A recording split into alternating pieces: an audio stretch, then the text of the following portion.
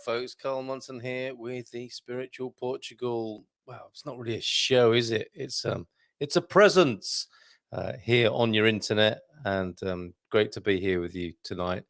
And we are on the move. It's not our usual backdrop that you're seeing there. We are, as a family, at large in Portugal, and in a wonderful and buzzing part of Lisbon tonight called Beato Marvilha.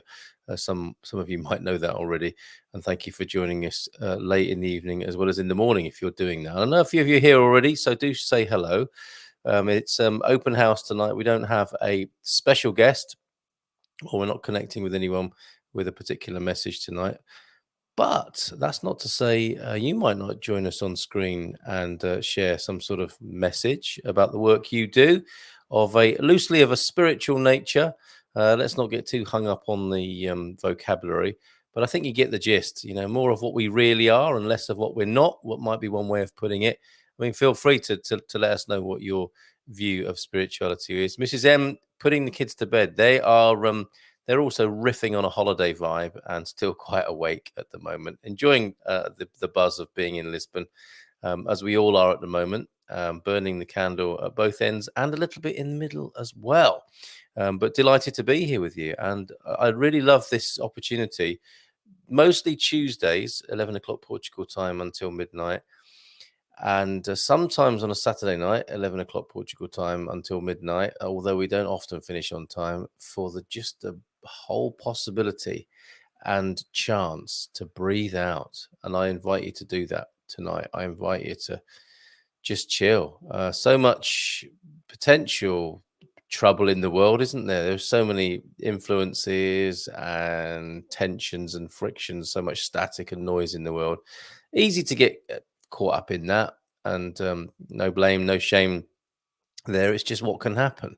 However, for the Spiritual Portugal show, this is a chance to breathe out and take it easy. And whatever being what you really are means to you, let's gather around that illumination, if you like moths to that particular flame of enlightenment, again, loosely.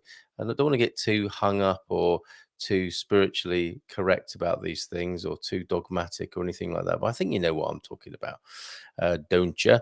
Let me know if you do or you don't. And I'm going to put the talking stick into the comments. So as I was saying, we don't have a special guest tonight, but we do have an opportunity for you to join us on the screen. And there it is. All you have to do is click that link and you just come on and have a chat. You feel free to come on and share a realization, a revelation, something about the work you do that you think the world should know about, that in some way improves things possibly for humanity. You get the gist of what I'm talking about. So there it is, the digital talking stick. If you want to come on, I won't be having an argument with you. If you're new to this, I won't be having trying to be clever with you. I'll be genuinely interested in what you've got to say. And that's the whole spirit of the talking stick, isn't it? As I understand it, is you get to speak whilst you're holding the talking stick without interruption, and not without judgment. Let's be honest about it. Us human beings are very judgmental creatures, aren't we? So all sorts of thoughts will be coming up about what I'm saying now. I'm just going through a thought machinery for everybody, thinking, what's that he's saying? I don't know if I agree with that. And the whole point of tonight's hour is to just be a little bit easier going and looser with that, and maybe suspend a bit the critical and rational mind. That's not because I'm trying to pull a fast one on you, get you all relaxed and then sell my cult to you or something like that. No, the spirit of Spiritual Portugal is to have at least an hour every week where we can just loosen the grip a little bit, breathe out a little bit, take it easy, because there are so many options for getting hooked and velcroed to the challenges of the world and our lives, and the busy thinking mind whirring over and over again, all that noise going on. And here's an opportunity to let it go for a little while and suspend the rationality and suspend the critical nature of the mind just that little bit, and revel in the ease and peace of what we really might be. So who's here already? Who's up for grabbing?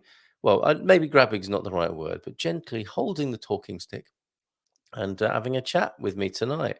I'm very interested in your realizations, your revelations, your sharing. your confessions. Only joking, no confessions here. But just, if you want to share, we're holding space. The old new age buzzword bingo there. First one of the evening, holding space. I can't think of a better phrase though. Just a gentle container for peace and inspiration here on Spiritual Portugal. So thank you for joining us. Capricorn 12 is here. Hello, hola, boa noite. Tuning in the evening as well as the occasional morning. Wolfgang is here in just a moment, and we'll have a quick chat with Wolfgang, who's already in the green room and gently caressing the talking stick. Let's just say hello to everybody else for a moment. Hi, Botard from Dominique as well. Hello, Dominique. Very impressive here this morning on the Good Morning Portugal show, and here tonight again. Hi there. And thank you for this session. Welcome to Lisbon. Thank you so much, Wolfgang. And I can't see your companion's name, but we'll get you on the screen in just a moment. Simon writes here as well. Hello to you, Simon. How are you this evening? And I think we should go now and speak to Wolfgang. Good evening to you. How are you? Good evening. Good to meet you. I don't think we have had the pleasure, have we? Or I haven't had the pleasure of meeting you before. No, we've watched you. I think we've maybe added a couple comments, things. We just arrived here in Lisbon 2 weeks ago, and I think my wife reached out to your wife since you're here about wanting to get together sometime this week. This is Victoria, and I'm Wolfgang.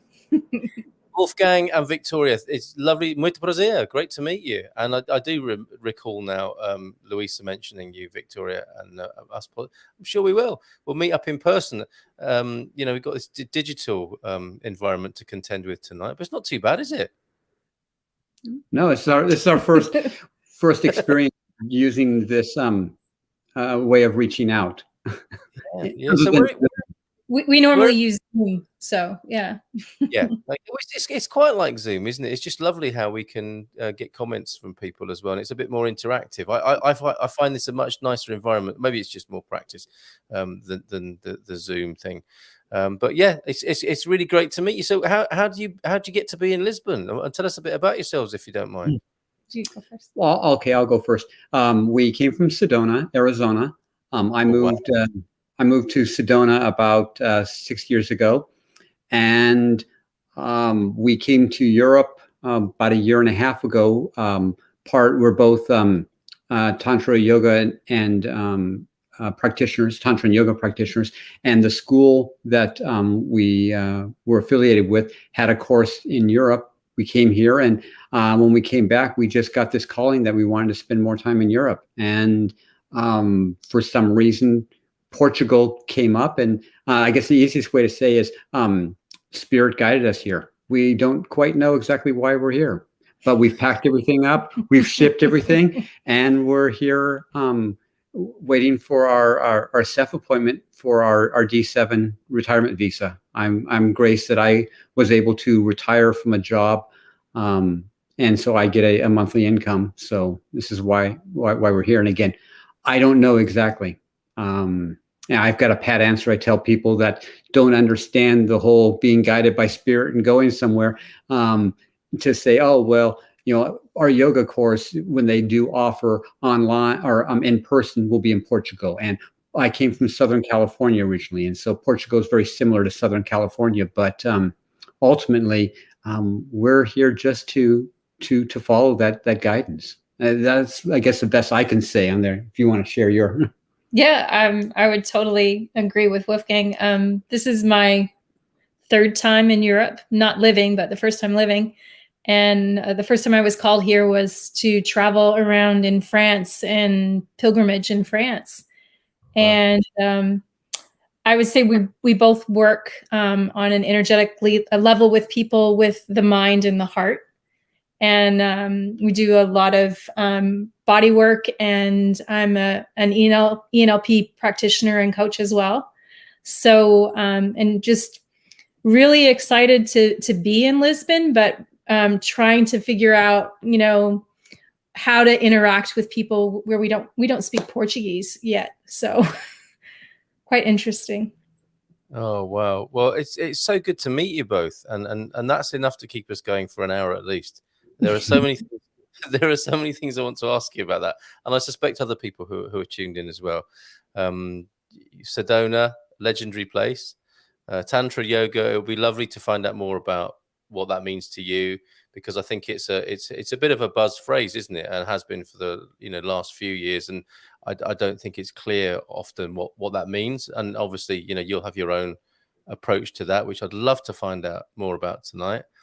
Being guided by spirit, that whole process, how people do that. And I love that, Wolfgang. You said that. Did you say you had a pet answer? Because you got to kind of come up with something sometimes, haven't you? In those elevator moments, if I go into the full being led by spirit thing here, we're going to be here for quite some time. So I have to just come out with that. Circumstances just brought me to Lisbon. Very pleased to meet you. Maybe see you again. Is there, there are different types of answers, aren't there, for different types of situations? And yeah, this whole thing of you being here and following a calling to Lisbon. So thank you so much. And the spiritual pilgrimage in France. I mean, there's so much to talk about there.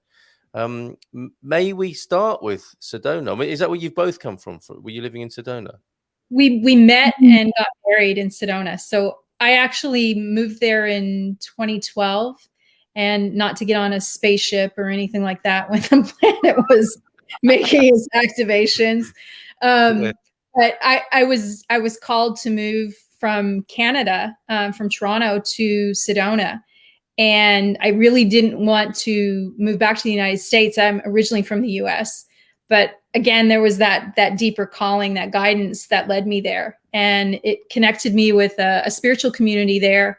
And I kept getting intuition that the next person that I was going to be in a life partnership with was going to come into the place that I worked at. But I didn't consider my spiritual community where I worked.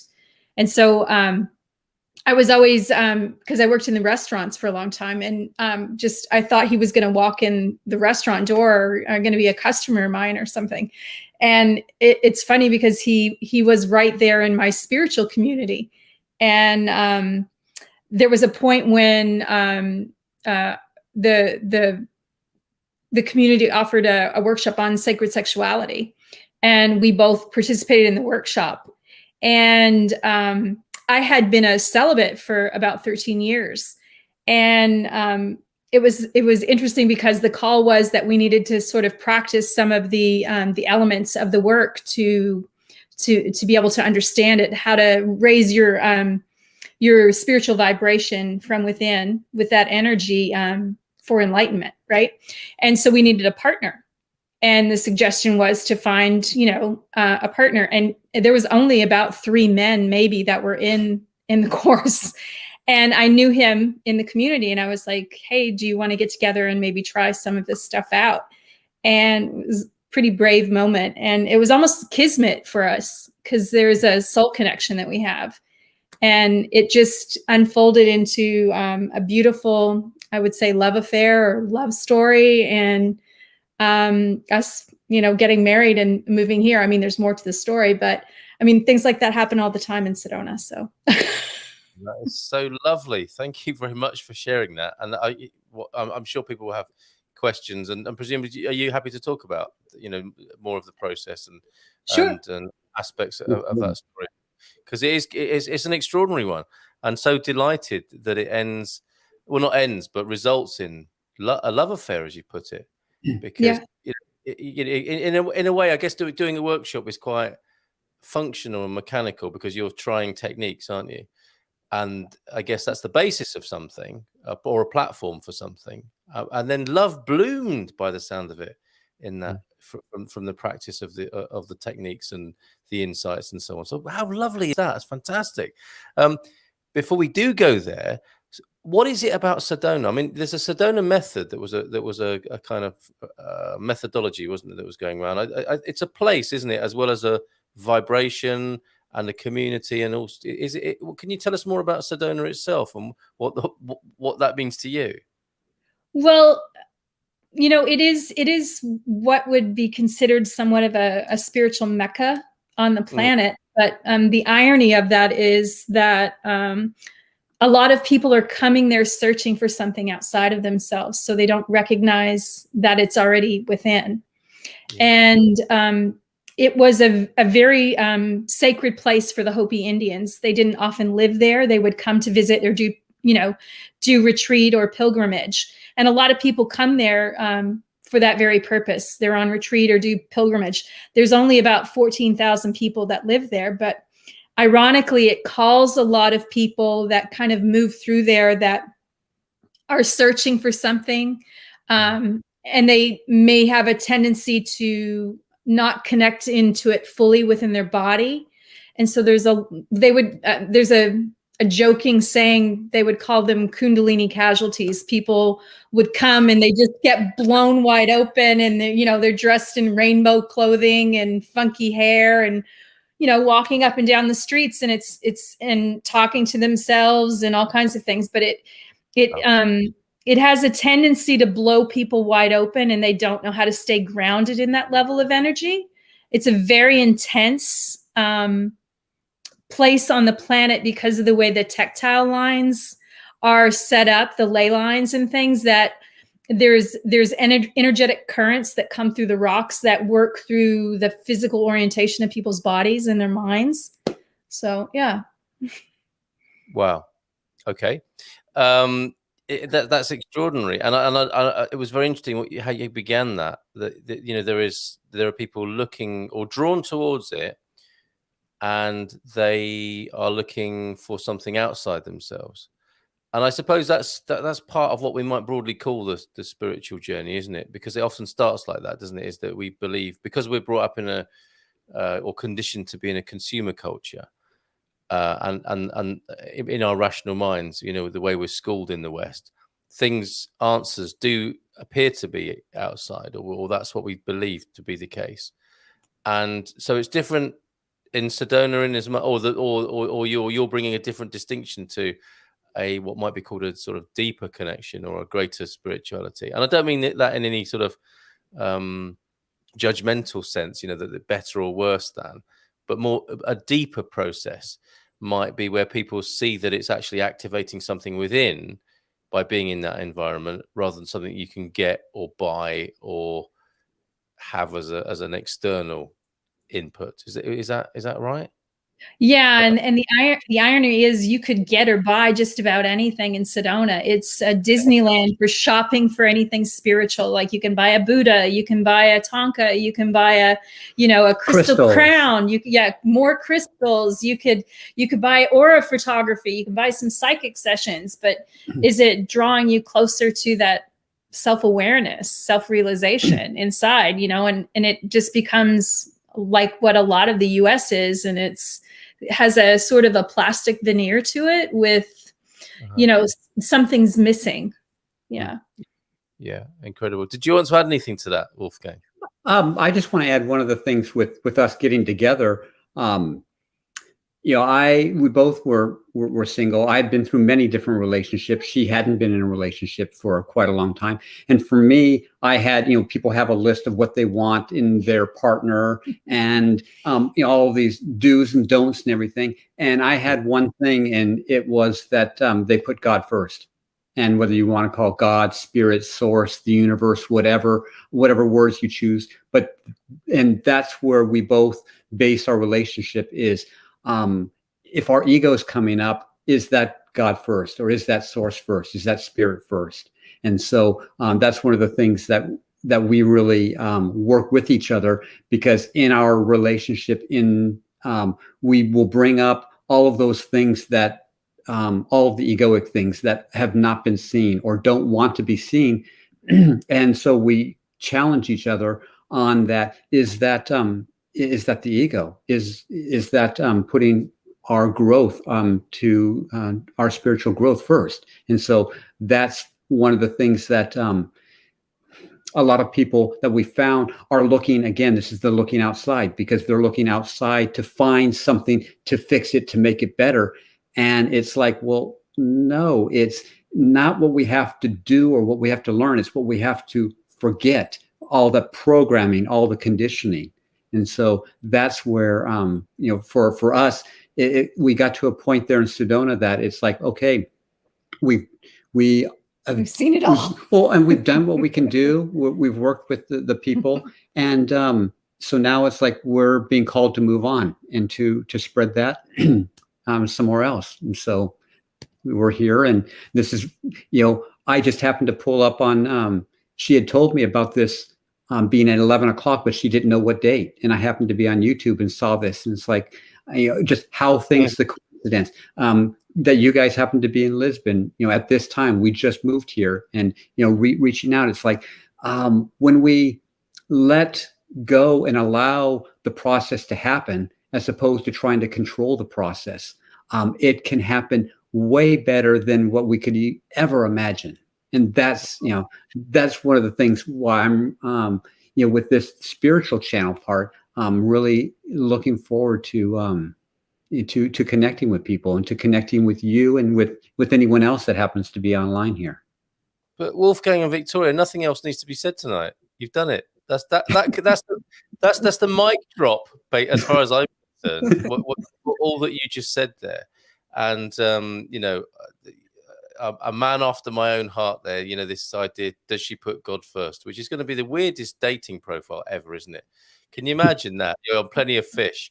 You're looking at these pictures. A woman's looking at pictures of guys on Plenty of Fish or whatever they're called. I can't remember now, or Tinder or whatever it is. So, well, this guy looks interesting. What's he after? Looking for a woman who puts God first. Scroll. You need a bit of context for that, don't you? And you beautifully gave the context there. And are you, by any chance, familiar with the work of Barry Long? No. He's one of my absolute favorite teachers, and it's exactly what I don't know has kept me faithful to him. He described himself as a tantric teacher, and the criteria for a functional and sustainable relationship is, does your partner put God first in exactly the way that you've articulated there? So thank you for coming on and saying that. That's absolutely beautiful, and what an amazing and unusual basis for a relationship. People like a lot more trouble than that normally. Well, it brings up a lot of trouble, because anything that's not that is going to come up. Yes.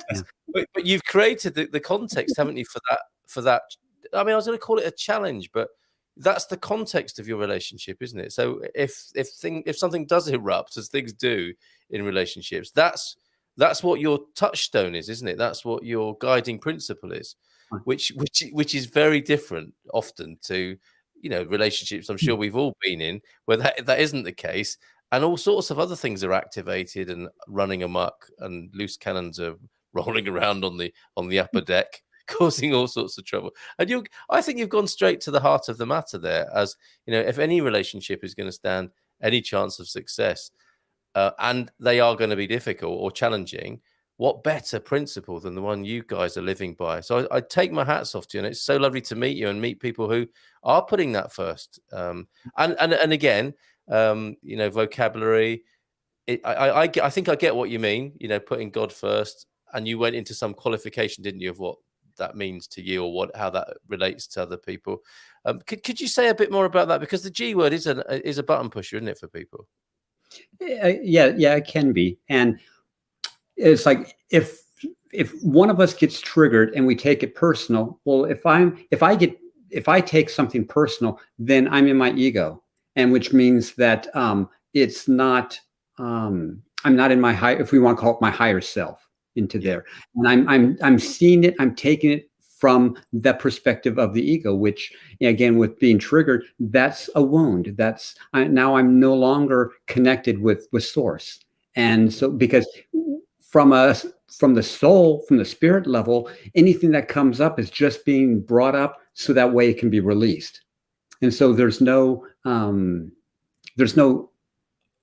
judgment of this is good or this is bad, or I don't want to have this. It's like, okay, this is coming up. What's my part? And that's, for me, what I try to do is, what's my part of it? No matter what it is, I have a part. And so I have to own that. I have to take responsibility and say, what's my part? And then look at that, as opposed to saying, you did this. And that's one of the things that come up, is whenever the yous come out, whether it's me or her, then one of us is taking it personal, and we're no longer connected with source.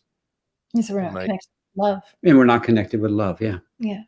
You can interchange the word love for God, can't you? I think, or can you? I mean, I'm okay, great. Yeah, thank you. We have a few people who've joined us tonight, and I'd love to talk more with you. Are you happy to stay on and keep passing the talking stick back and forth here? Absolutely, and again, I really hope that we can we can connect with you or with other people if they want. Now that we're here in Lisbon, where we don't have any friends here yet.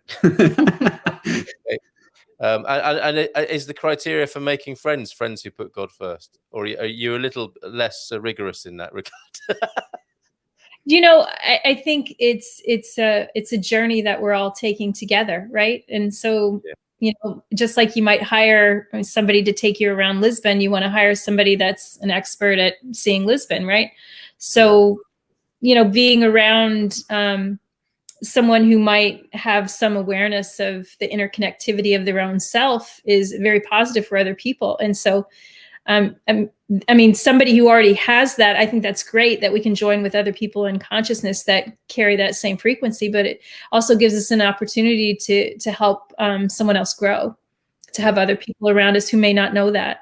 Or also to mirror to us, to show me, to show her, to show us what we may not be seeing. And that's, in the relationship, and we're mirrors to each other, but also where the other is always a mirror, whoever that other is. So that's the way I see it, is I'm open to, like, am I judging this person because they have spiked a mohawk and a long beard? Do I have put a judgment onto there? And again, looking at that, or why does this person bother me? Why does their accent, or why do the way they dress, why does it bother me? And again, going back to turning it back and going within. Yeah, amazing. I was being a bit cheeky asking that question, but you've answered it beautifully anyway. So thank you very much for that. Andrew's here. Carly say good evening to you, Andrew. Great to have you here. Nubianet as well. Hey there from Nubianet. Dave Dawson's interested in the subject I think that we're talking about tonight. Please tell me more. We're slowly unpacking the wonderful introduction that Wolfgang and Victoria gave about themselves there. So stay tuned, Dave, for that.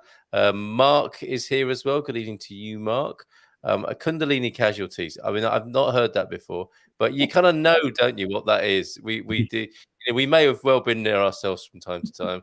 And we do know the others who've been in that position, who we might give a hug to from time to time. Mrs. M popped in for a moment. Hey, Wolfgang and Victoria, can't wait to meet you both. I'm getting kids to bed still. Yeah, so they're buzzing on the holiday vibe, those guys. So she may or may not join us, but I'm sure we'll be fascinated by what's being said and can catch up with that, as everyone can. These are, of course, are immortalized on YouTube. That's not to frighten any of us by saying that, but they are there, immortal on YouTube. Less than a week away from Lisboa, and I'm missing it already. Oh, yeah, feeling your saudade there, Andrew, who normally... I was going to say you live in Lisbon. I mean, I guess you're a bit of a work swallow, aren't you, flying backwards and forwards from UK to Portugal?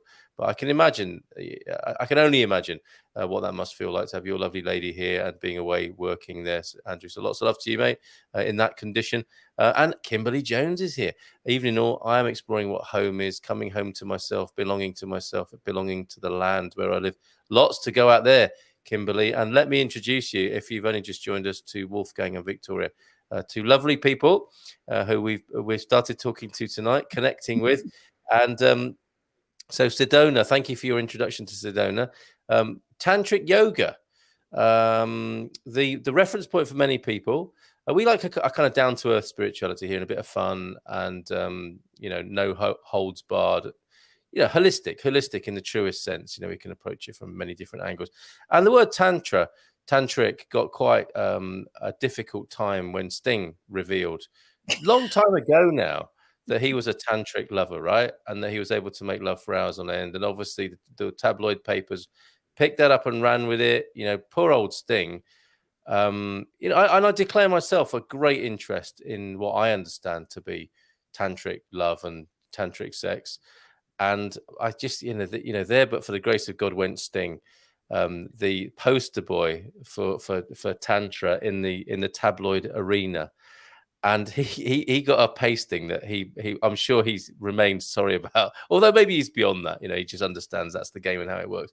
But for most people, that seems to be the stereotype, right? That you can have sex, make love, or you learn how to do that for hours on end, which may or may not be a good thing. Who knows?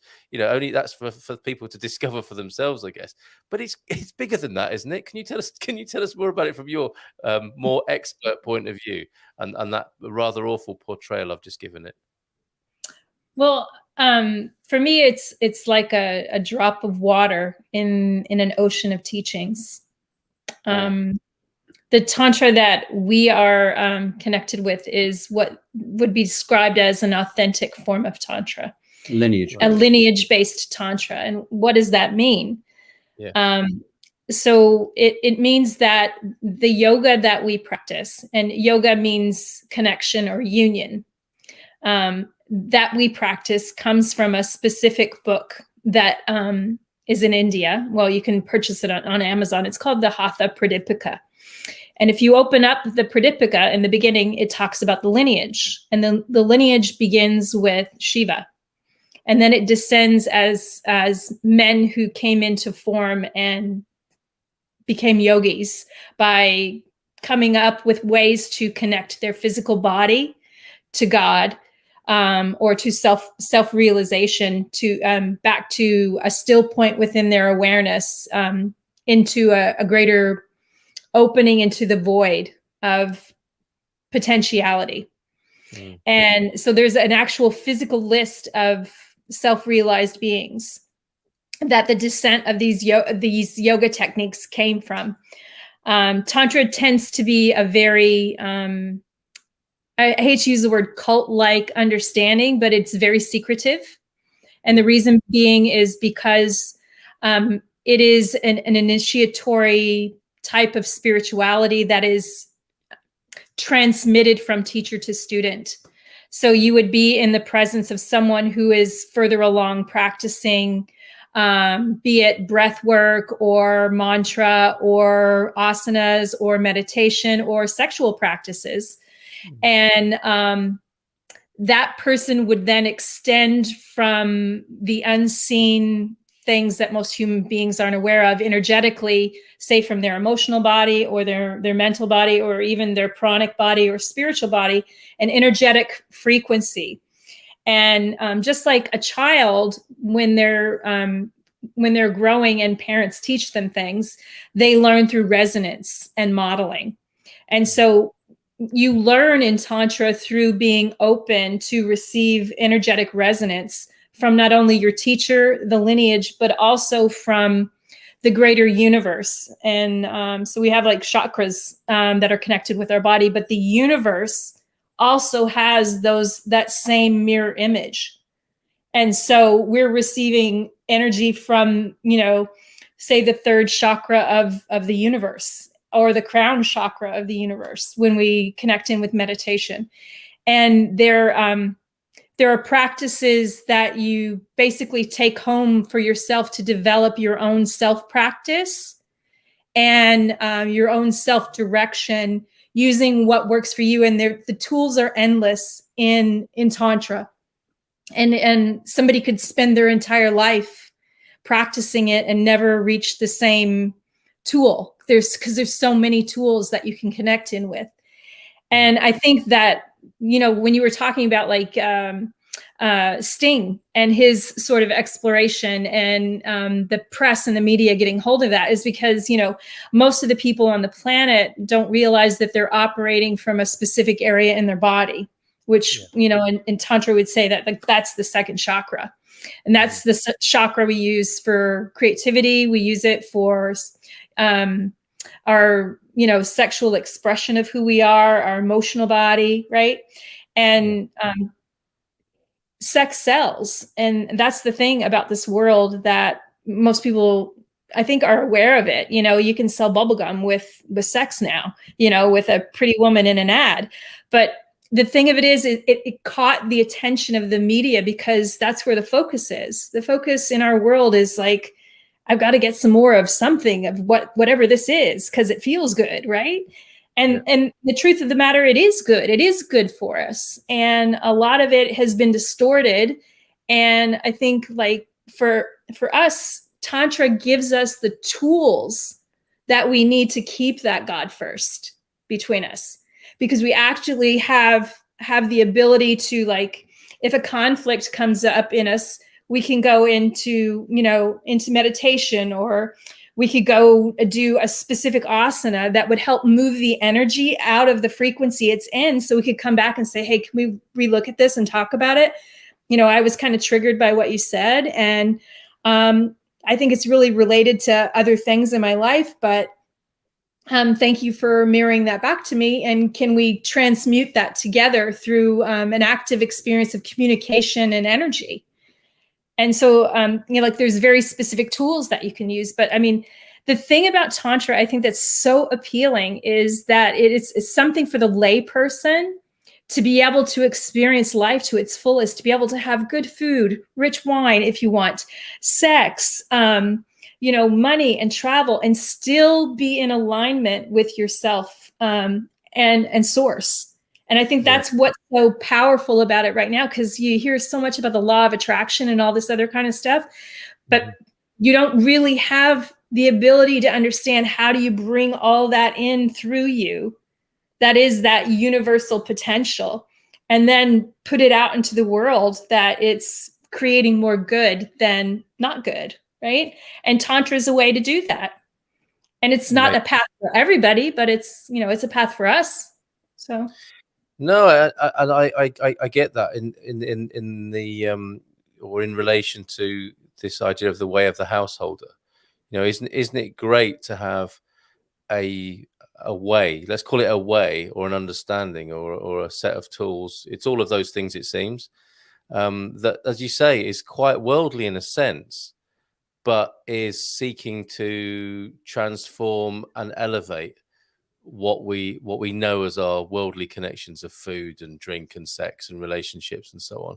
But to look at those and to do the very thing, I suspect, if I've got this right, that you're saying, Wolfgang, is to do all of those things, but to put God first in all of those things. I mean, that would be an amazing way of life, wouldn't it? Garden of Eden. Yeah.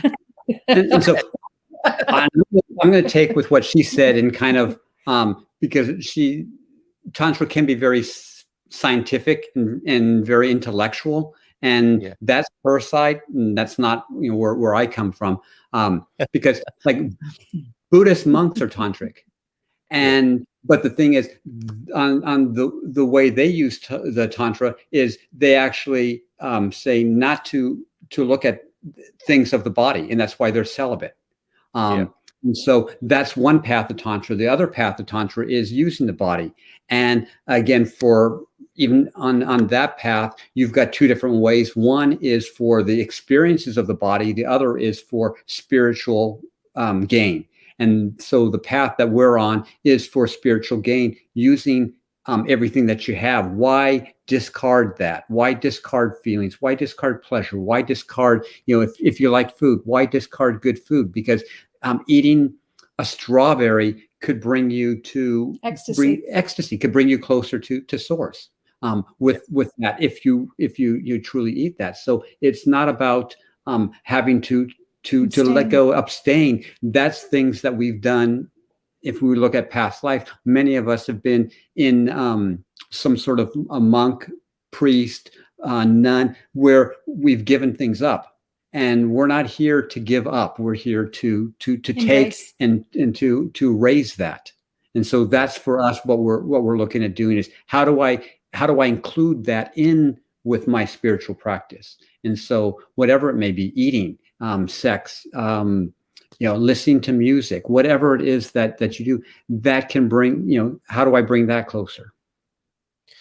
Great. So the adverb tantric, sorry, not the adjective tantric, refers to an understanding then, or an approach, right? I understand, and we all do here. I mean, this conversation, the fascination with tantric sex, because everybody's interested in sex, it would seem, and that's why everything, like the internet, the greatest use of the internet is for pornography, isn't it? Because that's what people seem to be drawn to, and the pornographers know that they, all they need to do is hook people, and that it starts something is activated or triggered in people, isn't it? That compels them to, oh, okay, go on then, you know, and drinking's the same. And all of these things can be pulled towards that.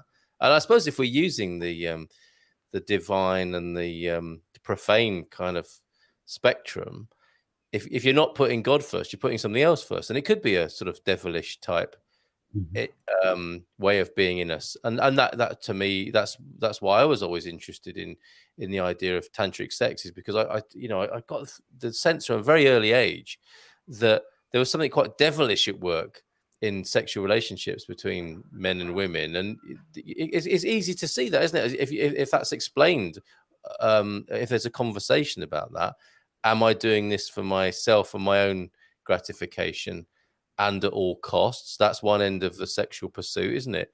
Or am I entering into this as an act of giving, in which ultimately I'm absolutely blessed as well? I mean, that would be a pretty amazing outcome, wouldn't it? You know, pardon the pun.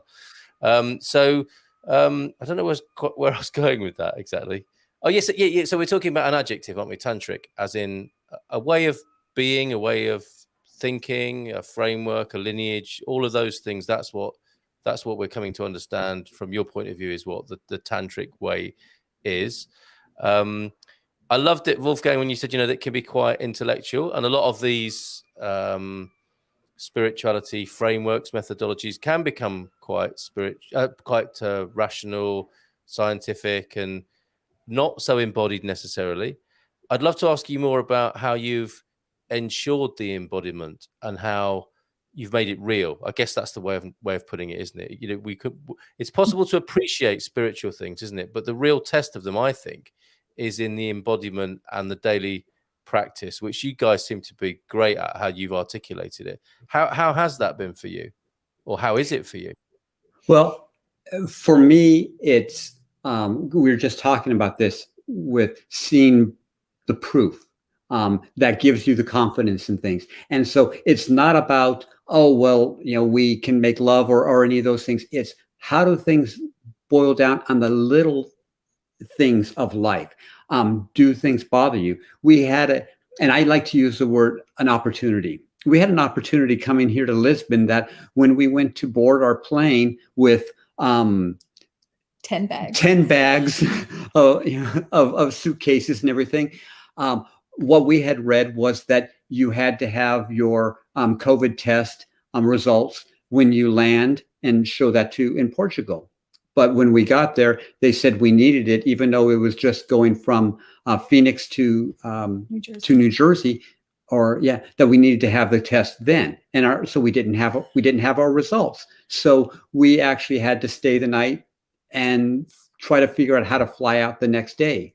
And then when we got here to Lisbon, after we dealt with that, our bags weren't here, and it took 4 days before our bags came. So for me, I was able to hold that masculine aspect to, it's okay, we'll be taken care of. For her, in the feminine, it was crazy. But I had to hold that space for her, to allow her to go through everything that she went through, and then to have that strength, that silent, steadfast stability there, to allow us to get through this. And again, if I went into that, then now we're putting our energy into a loss and a lack. And so it's like, what? Our bags will get here. If they don't get here, then what do we do? And I had to look at, can I let go of everything that I brought here? The attachment to that. And so I had to let go of that. And so that's where, if you want to call it the embodiment comes in, is how does this affect my everyday life? And is that changing? So that's what I see in Tantra, how that's changed for me. Not about, can I last for 6 hours or, whatever in bed. It's how does it affect my everyday life? Because that's what's really important. Yeah. Well, I mean, however, if you can manage to cope with losing all your bags and then last for 6 hours in bed, you're a hell of a guy, aren't you? I mean, that'd be... Well, that's why. I'm not going to ask if that's true or not, but we get the picture.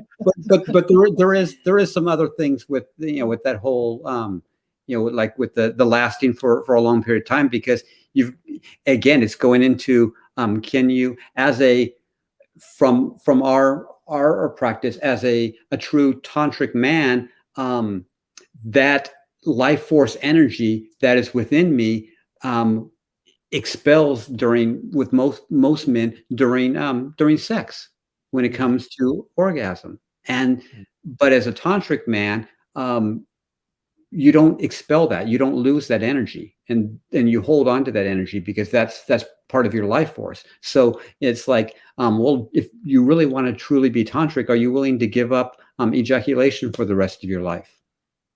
Unless you're having children. That's the one reason to do that. And again, the rest of your life. And again, just going into some of those things, and the difference between orgasm and ejaculation, and also how to bring that energy up. So for me, with feeling things, it's I'm having to go through and give a new idea of what that means, and to have that connection, and to have that that, if you want to call it ecstasy. It's not the same of what I've always learned from my childhood, from all of my other relationships. So I've had to really look at that, and it's like, for a while, it's like, well, this kind of sucks, because I'm not getting anything out of it. And so, and then you get to look at what's in it for me, right? Yeah, like, absolutely. what's in it for me, right? And then if you've got that mindset when you're joining with another person, it's separation. It's not love. It's not connection. If it's just, what am I going to get out of this? So it actually opened up some, a lot of things, and I made a commitment to this, and for our growth, and for all of the aspects. And again, it's, can I bring that energy up from the lower chakras up into the heart, or up into the third eye, or up into the crown, and have that experience with the person, have that type of, if you want to call it, ecstasy. It's not just the physical body. And so that's one of the things that I had to learn, is how to bring that energy up, and how to experience pleasure from a non-physical body experience, but from those higher experiences. Amazing. And that's how intense and deep this particular practice and path of yours is. Yeah. And aren't you glad this isn't your morning show? Well, obviously that's going through my mind at the moment. I think it's 11 o'clock at night, and this is the Spiritual Portugal show. We're getting away with this, but I just think and I've put it on my own personal profile. I think it's an important conversation to have. The fact that it can even be considered is just an extremely unusual proposition, isn't it? And whenever, typically with all of these, spiritual things, they get dumbed down in the mainstream media, just as we've talked about with Sting. Mindfulness has become Mac mindfulness, isn't it? I thought that, that's an amazing way of putting it.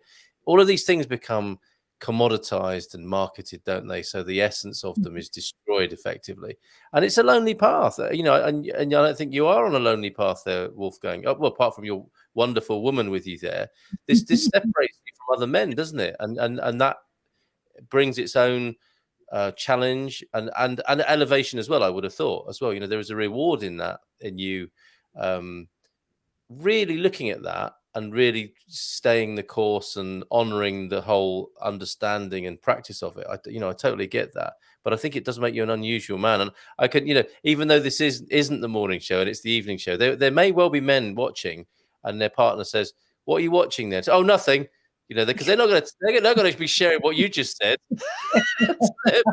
It sounds like a lot of hard work. It's just some guys talking about spiritual stuff.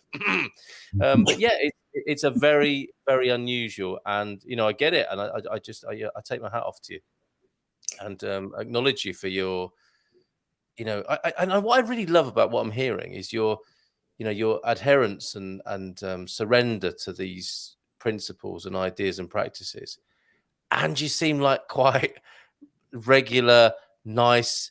Not normal. I mean, let's not call any of us normal here, but let's just say these are people who we could hang out with, because you're easy to talk to and get along with, and that to me is a great marker of these of what you're doing as well.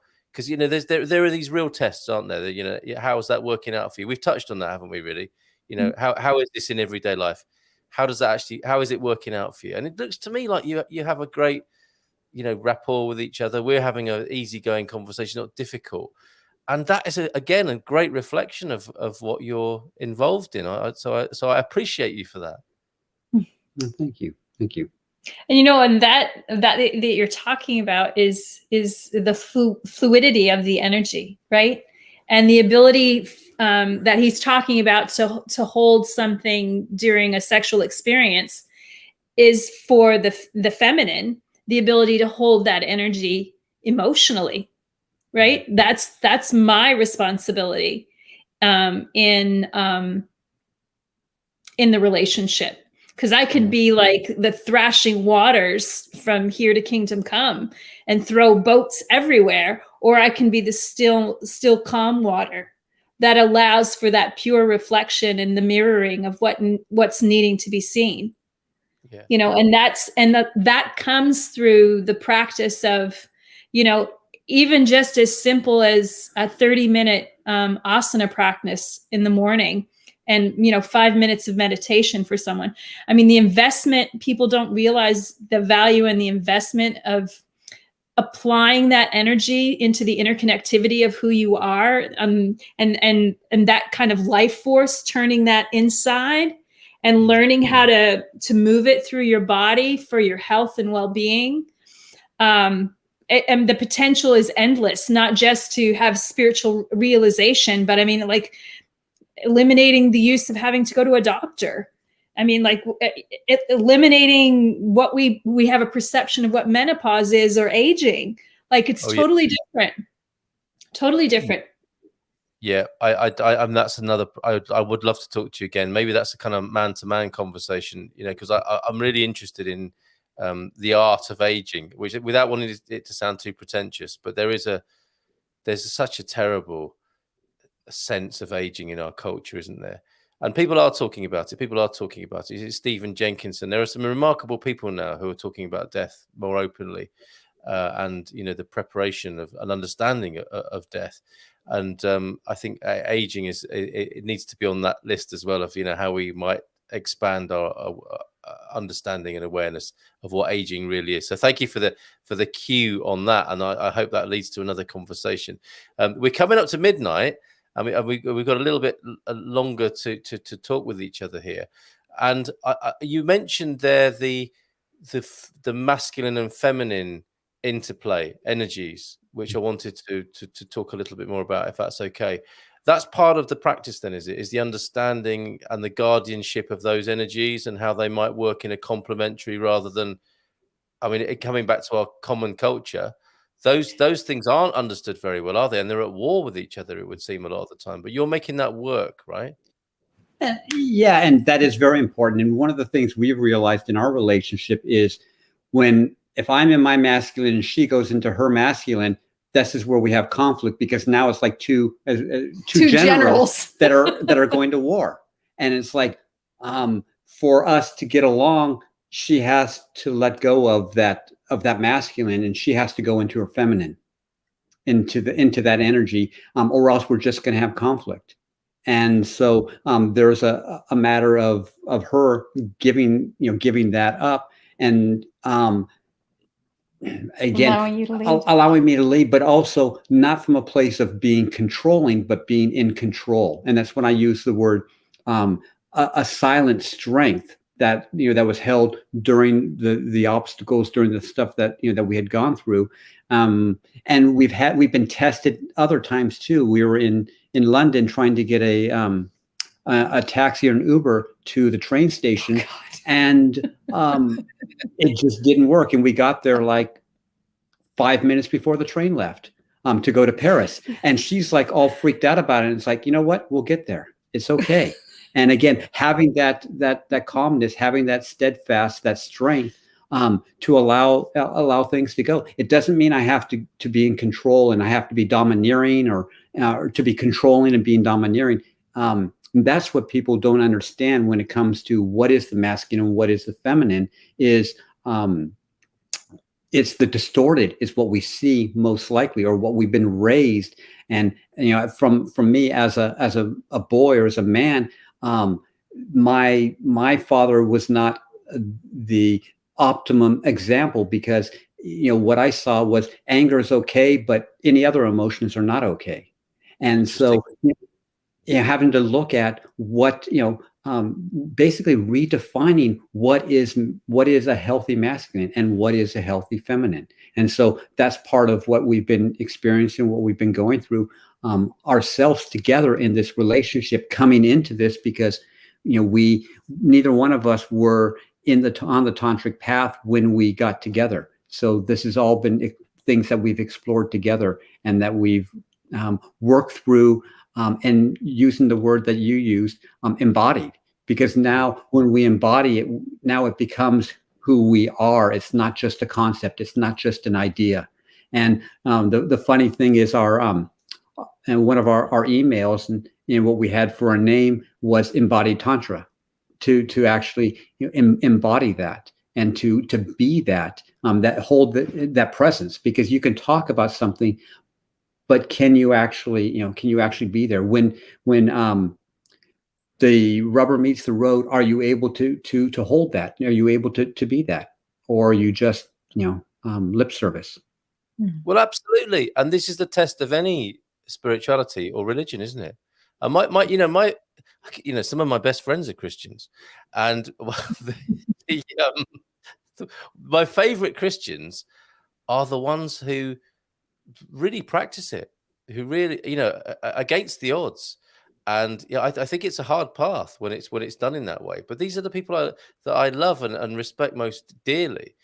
And like yourselves, the sense I get is that, it's when, like you said, when the rubber hits the road, when the shit hits the fan, that's when it's very easy to go on a workshop, isn't it? And do the nice part of it, which is, and I'm not knocking it. I'm not saying you shouldn't go on workshops or it's easy, but it's easier than losing your luggage or nearly missing a train, isn't it? And that's when if you've embodied something or not, isn't it? It's like, I was reminded today of, is it Ram Dass who says, if you think you're enlightened, spend a week with your family. It's in those times, isn't it, that you see what your spirituality is worth. All these things you say about yourself to other people. It's in those moments where you really know if you've made any progress, if that's the right phrase to use. But I think what what I'm getting at there. And the last sort of closing aspect of this. I mean, let's talk again. I'd love to, and I hope we'll meet up in person too. But interesting you should say. Sorry about this, Victoria, but I'm a fella, and I feel a lot of resonance with Wolfgang here, and the thing about men don't like to think of themselves as emotional, apart from the anger. Isn't that an interesting thing, how anger has been sort of co-opted into the male behavioral vocabulary? So I'm not emotional, but I'm angry, as a response to life. It's just amazing how an exception has been made for anger. And I hear you, I see you as somebody who recognizes this, from your father, and I'm not singling or personalizing this for, to be judgmental of those people. They are who they are and they did their best. I think it's right and fair to say that. And we grew up in a really weird and dysfunctional culture, by the sound of it, both you and me. And to younger men, and I'm sure you both have something to add to this, but asking you specifically, Wolfgang, about the young men now of our age, who, one response to the difficulties of being a man at the moment is this incel movement, which I really struggle with, and I want to give them a good talking to, like Jordan Peterson does. But I'm sure you've got something to say to the younger men who think something's not quite right here. This pornography culture. There are ways of being a man I can't relate to. What, from the tantric, from your personal experience, what would you say to a young man who's struggling, who thinks he'll never find a woman who will put God first? How does he continue in life?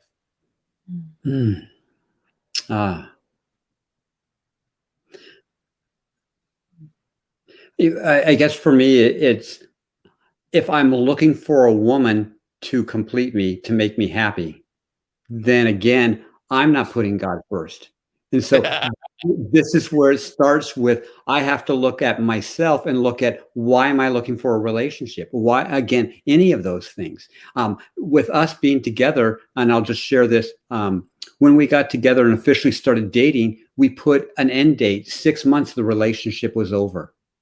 And then either one of us could walk away at the end of that 6 months. But we made a commitment that within that 6 month time, we would put 100% into the relationship, into working things out. And we couldn't leave the relationship. It's like having a lease in a house or something. So there was that commitment. When the 6 months came, we decided to both renew the lease, and we renewed it for a year. And what it did was it allowed me to go into my fear that she's going to leave. And so for that 6 month period, I didn't have to go into the fear that she was going to leave, which was, looking at some of my, we'll call it some core issues into that. And so I was able to say things and share things and talk about things that I would have never, or I never did in any past relationship, because I was so afraid that I had to do everything right so that way she didn't leave. So again, it's all about looking at what do I want? What do I need? And then it's the attachment, because several times her own issues were, I want to run, and she would say, I'm leaving, and I several times said to her, if you need to get away because of having to have your own space to get out of the energy, if you need an hour, if you need a day, if you need a week, you need a month, that's fine. Go ahead and do that, but don't do it because you're triggered or because you're in fear. And so again, it's being aware of that consciousness of saying, am I in fear? Am I reacting or responding out of fear? Yeah.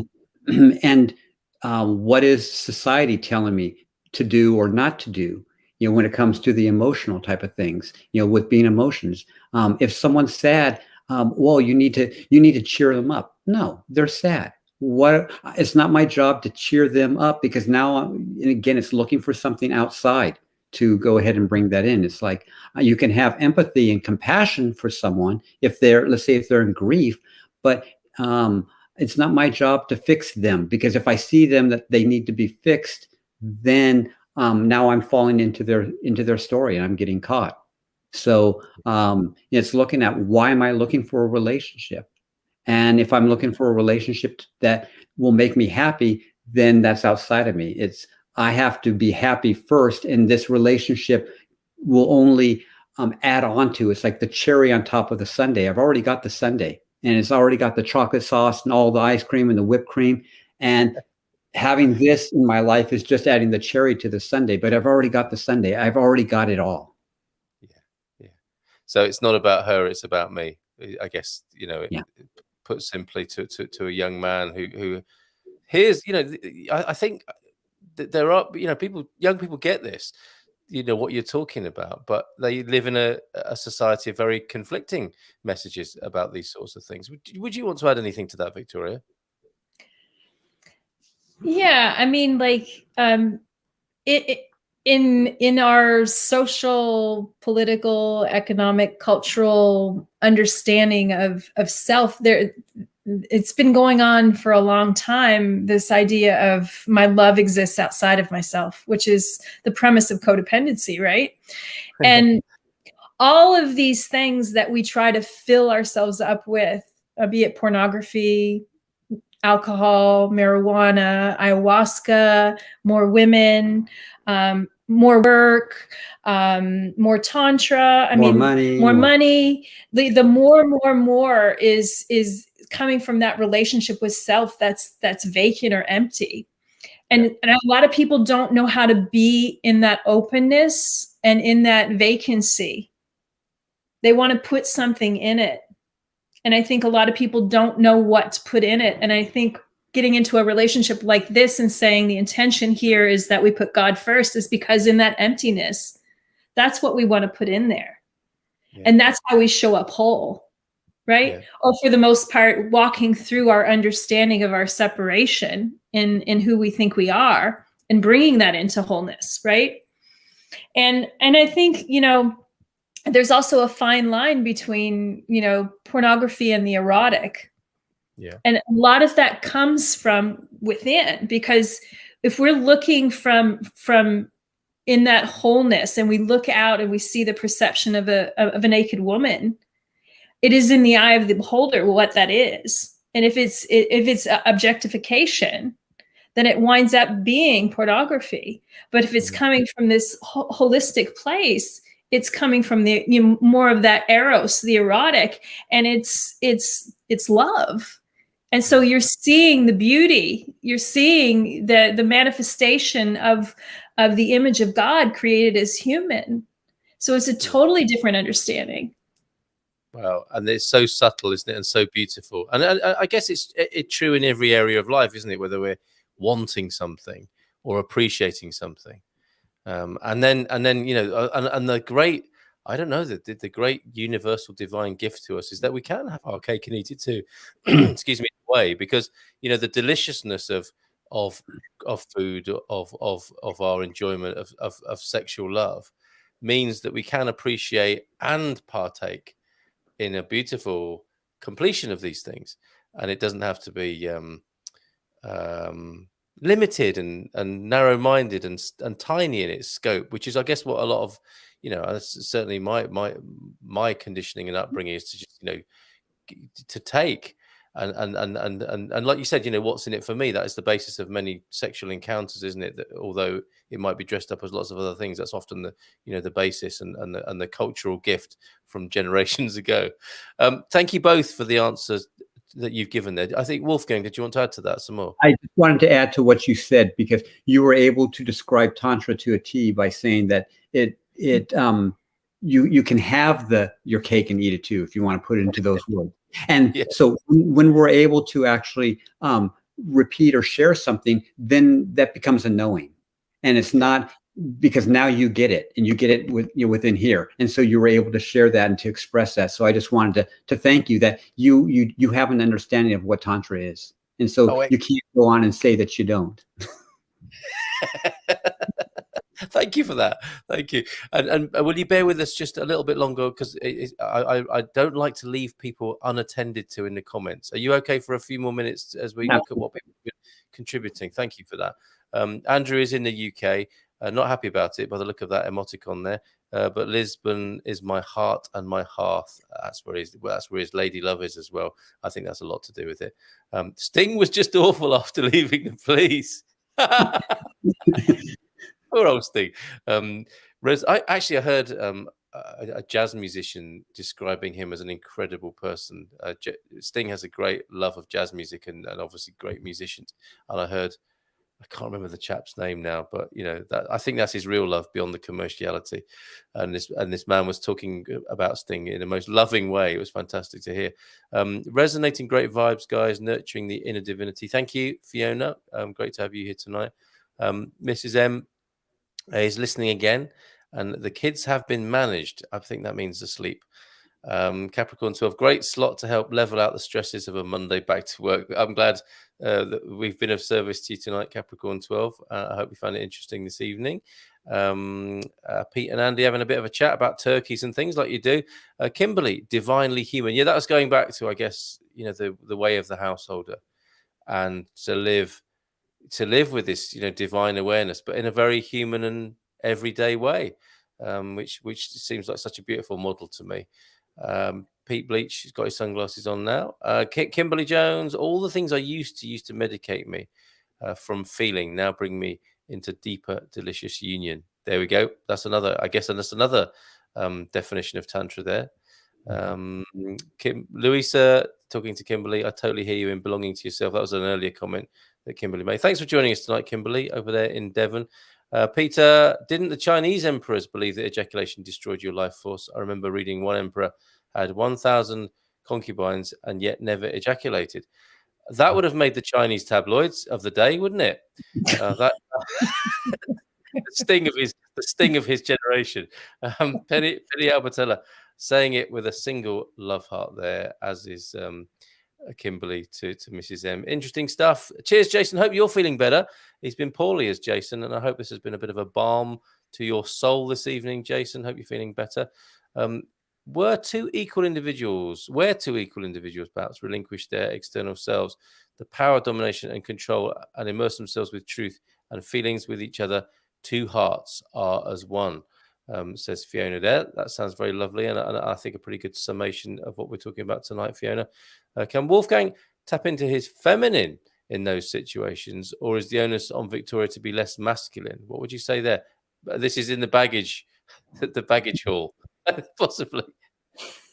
I can, yeah, I definitely have a deep touch with my feminine. I can understand, I can be compassionate, but I can't go into there. I have to hold that strength of the masculine, because if I go into the feminine, just like if she goes into the masculine, then there's imbalance.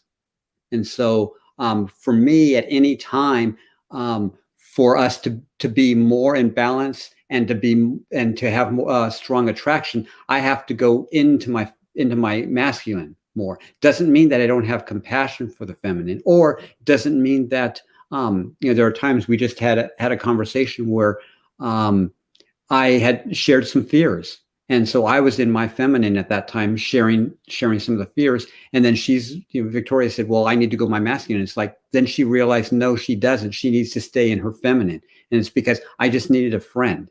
And so it wasn't that she needed to switch over to the masculine. She just went into her feminine and stayed strong in that aspect. So again, it's more of, doesn't mean that we don't go into those areas, but when something comes up, we have to be strong in what our physical body is. I'm a man, so I go into my masculine. She's a woman, she goes into her feminine.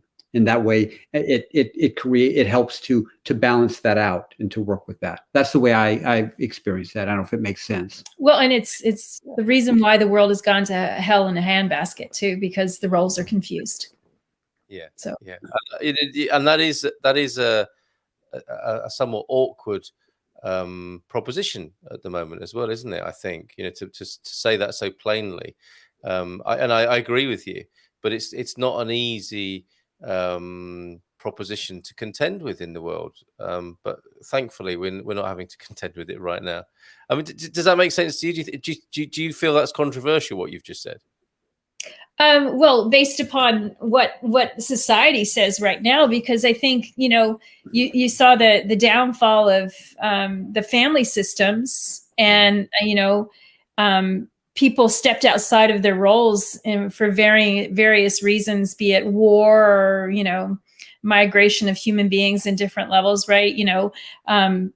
Just like animals migrating, you have men who have to go off to war and then they're not coming home, and then you have single parent households trying to reflect something to children and not giving them the model that they need to be able to grow up to be a whole person, right?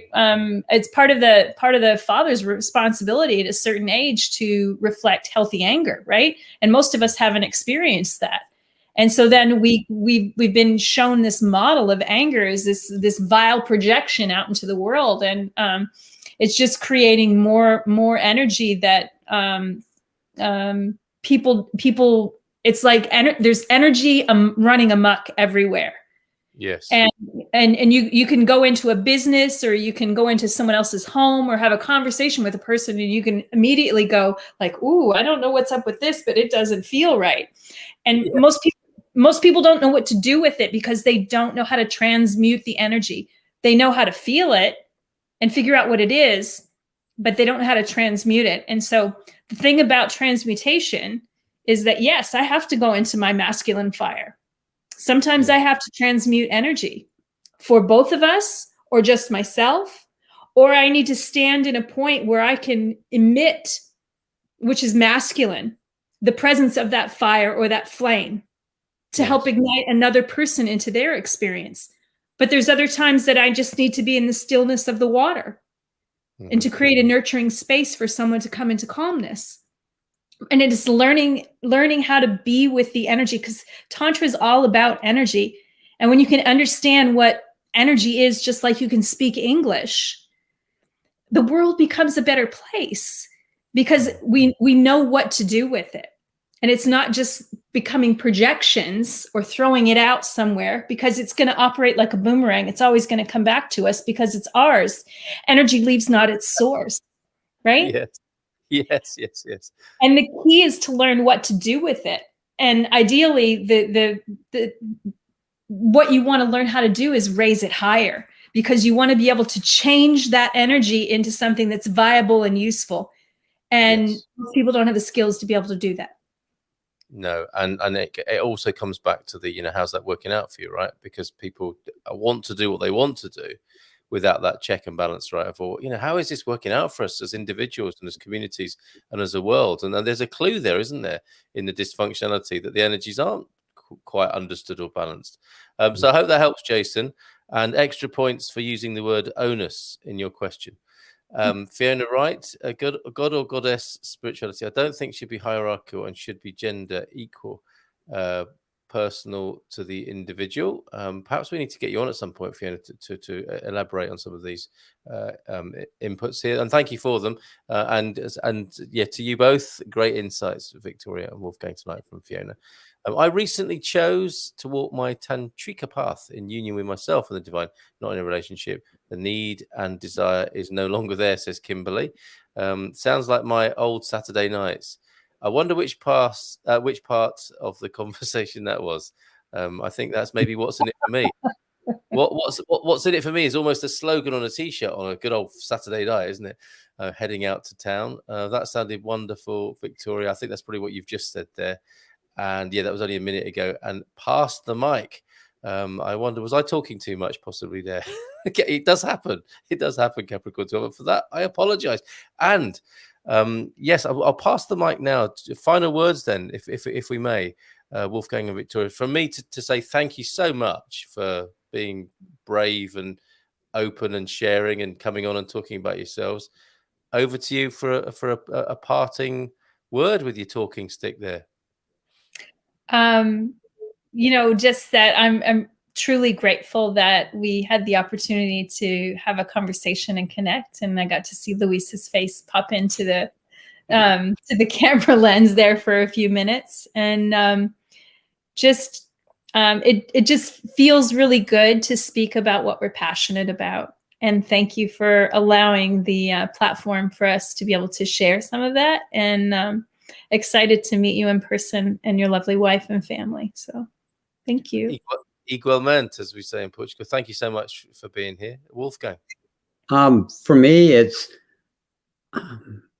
living in the I don't know. I didn't know about, we had talked about possibly connecting with you, but this just happens. How when we live in the I don't know, we stop controlling things or trying to control things, and we allow things to fall into place. This fell into place perfectly. She came in, I told her about this was happening. And again, how things just line up and how things work. We never thought that we would even be talking. We thought we could maybe type something in. And again, not knowing what was there, not having any expectations. And I want to thank you. This was very synchronistic and very very beautiful for us to share about ourselves and to express that in a new country for us. Oh, beautiful. Thank you. Can't wait to talk more. And thanks to everybody who's contributed with comments this evening. Your input is very valuable and appreciated as well. So let's leave it there tonight. We never finish on time. We have a definite I don't know approach to timekeeping. Life moves pretty fast.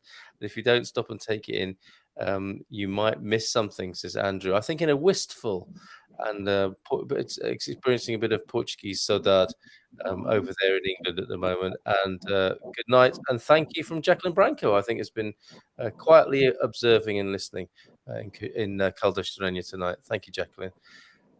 Bye for now, everybody. I don't want to go, but I'm going to anyway, and we will continue. So we'll perhaps see you on Saturday night at 11, and certainly next Tuesday. And I want to do a healthy anger special.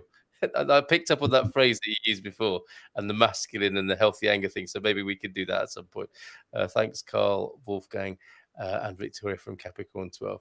Oh, and Kim, I'm trying to press the stop button. Ferris Bueller quote there.